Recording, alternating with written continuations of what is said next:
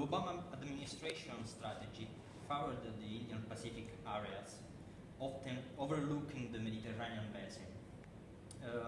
Could this strategy change with the next president?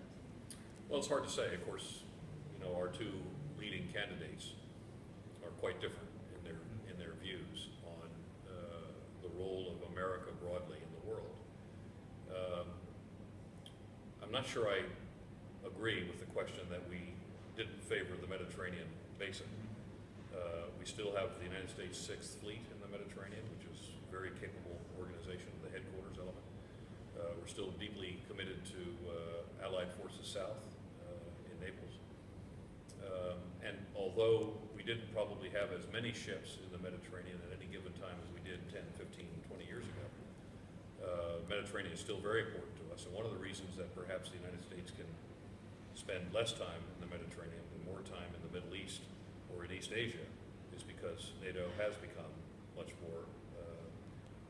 better organized and with much better capability in the Mediterranean. But to your question, my guess would be, depending on the potential candidate, because they are very different. If we have one candidate elected that could well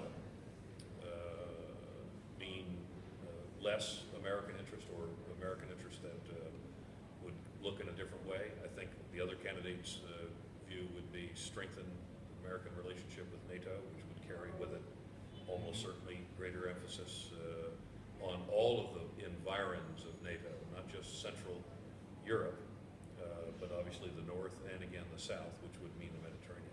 So they're very different candidates, and they stand for very different things.